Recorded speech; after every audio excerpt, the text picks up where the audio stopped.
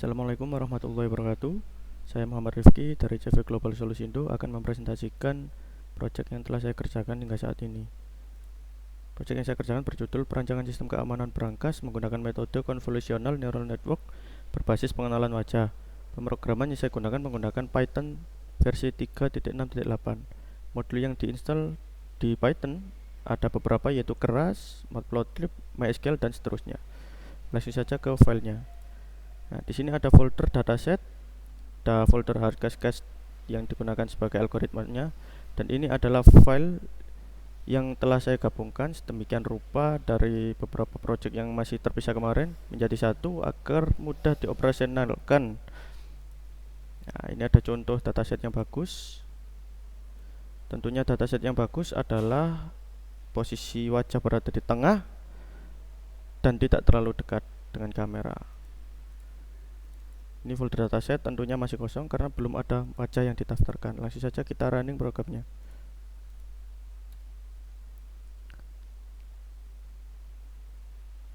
Kita tunggu prosesnya sampai window terbuka.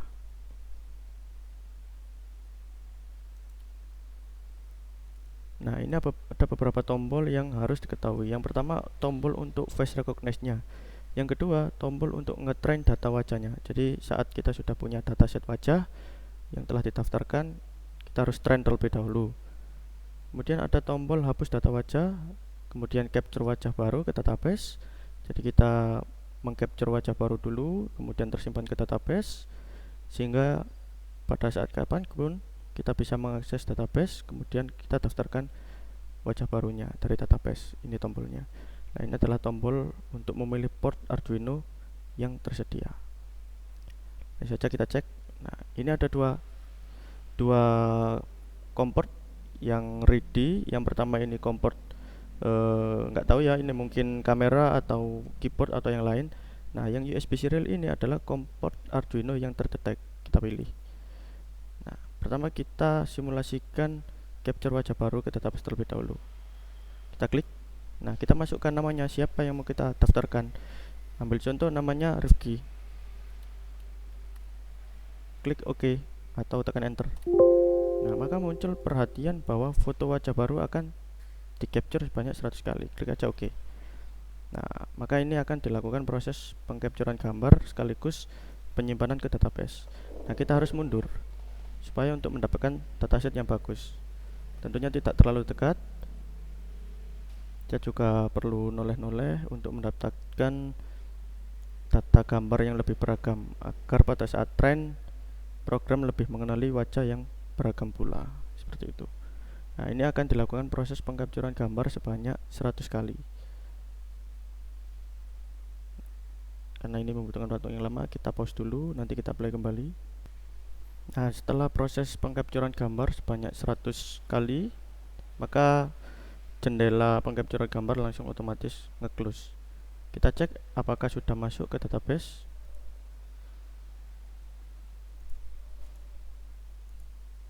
Kita refresh. Nah, nama Rifki sudah masuk ke database dengan sebanyak 115 foto. Kenapa kok 115? Kok gak 100 foto? Nah, karena saya mengasumsikan bahwa 15 foto pertama itu biasanya jelek. Karena si user atau si pendaftar wajah baru itu belum siap. Jadi datanya ada yang miring, ada yang ngeblur atau sebagainya. Nah, sehingga saya menduga hal itu, akhirnya saya mengcapture foto sebanyak 115 kali, yang mana nanti hanya 100 kali yang diambil. Jadi data dari 115 sampai data dari 15 sampai 115 diambil. Nah, yang mana itu jumlahnya 100. Nah, sekarang kita coba untuk mendaftarkan wajah baru dari database. Jadi ini kan tadi sudah melakukan capture wajah baru ke database. Sekarang kita daftarkan wajah baru dari database. Nah, ini juga ada tombol inputan yang digunakan untuk mendaftarkan wajah tersebut untuk loker keberapa. Nah, tentunya ini harus urut. Nah, karena kita kan belum memasukkan sama sekali wajah baru, maka sudah seharusnya ini memasukkan satu ya. Jadi di loker 1 kita daftarkan dengan nama siapa. Tentunya harus tersedia di database. Karena di sini ada nama Rifki yang tersedia, maka kita coba masukkan nama Rifki. Tekan enter atau klik OK. maka akan proses pengambilan. Kita run kembali. Nah, kita cek. Nah, ini nama Rifki dengan loker ke-1 sudah terdaftar seperti itu. Terus kita run kembali. Nah, begitu pula juga berlaku kepada wajah-wajah baru yang lain. Misalkan mendaftarkan wajah baru lagi dengan nama Dewi misalkan. Nah, tentu harus memasukkan loker keberapa dulu. Nah, seandainya loker tersebut sudah digunakan, kemudian menggunakan loker tersebut lagi, maka akan muncul peringatan. Jadi misalkan tadi nama Rifki sudah didaftarkan dengan loker ke-1. Kemudian ingin mendaftarkan wajah baru lagi, kok lupa memasukkan ke 1 lagi, maka akan muncul peringatan.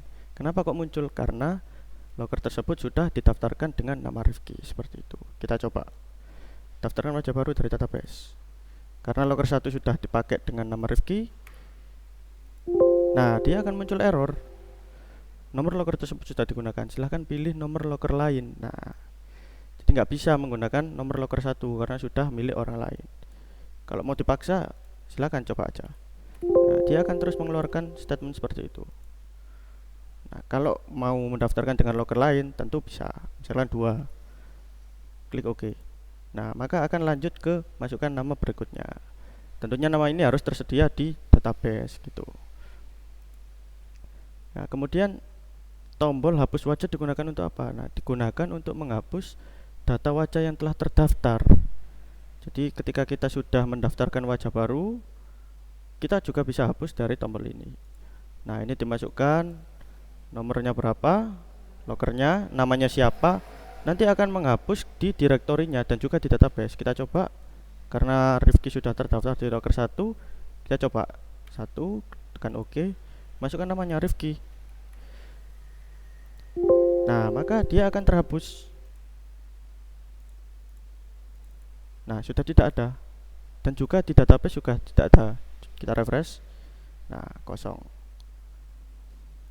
Gimana cara mengisi database? Ya tentu harus kita capture lagi dengan wajah yang baru seperti itu. Nanti kita daftarkan lagi wajahnya dari database.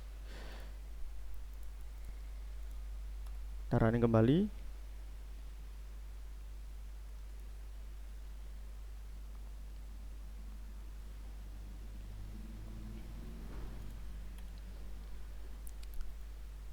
Nah, terus kemudian 2 tombol ini digunakan untuk apa? Yang pertama digunakan untuk ngetrain data wajah.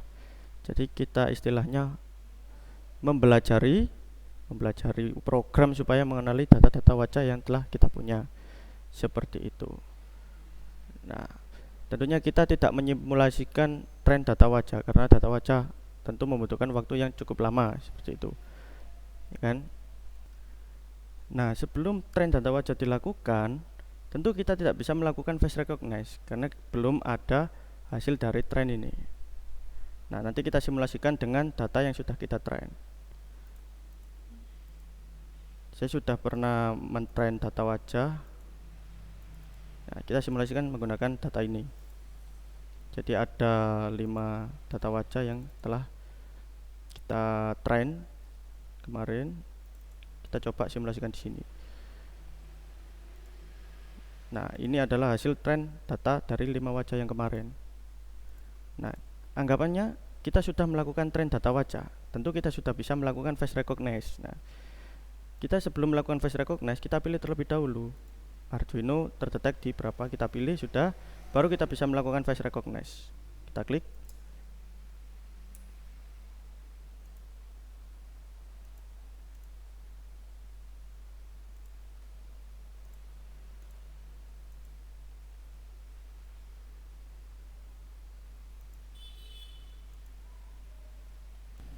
Nah, ini kita coba running ulang setelah memasukkan data tadi.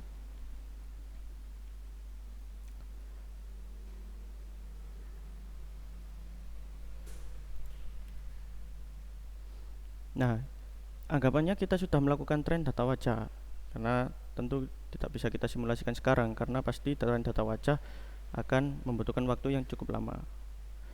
Nah, sebelum kita melakukan face recognize, kita klik dulu. Nah, COM berapa yang terdeteksi sebagai Arduino. Nah, di sini karena Arduino terdeteksi sebagai COM 10, kita pilih. Langsung kita lakukan face recognize ini sudah jalan. Nah, ini jadi sudah terdeteksi nama Rifki sebagai locker 4. Nah, tentu di sini akan mengirim data serial ke Arduino. Nah, data keempat. Kita close dulu, kita jelaskan. Nah, seandainya nanti yang terdetek di sini namanya Ratna, maka dia akan mengirimkan data ke locker 3. Karena ini Rifki sebagai locker 4, maka dia akan mengirim data serial 4. Seandainya nanti Ratna sebagai locker 3, nanti juga akan mengirim ke locker 3, seperti itu. Logikanya kalau di Arduino, jika saya menerima nomor serial 4, maka saya akan membuka locker 4 dan juga berlaku ke locker-locker yang lain, seperti itu. Nah, ini akan kita coba cek di Arduino-nya. Kita pause terlebih dahulu. Kita lihat di Arduino-nya apakah ada respon. Nah, di sini ada beberapa pin yang ada di Arduino ini. Nah, di situ ada pin yang sudah tersolder sebanyak 11 pin. Jadi kita bisa menambahkan sebanyak 11 wajah untuk 11 locker, seperti itu. Nah, ini sudah urut. Jadi di sini ada pin 1, 2, 3 sampai 11, yang mana itu diduga sebagai locker 1 sampai locker 11, seperti itu. Nah, jadi seandainya nanti ada wajah baru didaftarkan sebagai locker 1, maka solenoidnya ini dihubungkan ke pin 1. Misalkan nama Rifki dihubungkan sebagai locker 1. Nah, ini harus ditaruh di pin 1. Nah, seperti ini. Nah, ini relaynya, jadi kabelnya, kabel output relay, kabel sinyalnya ini dihubungkan ke pin 1 karena dia terdaftar sebagai pin 1.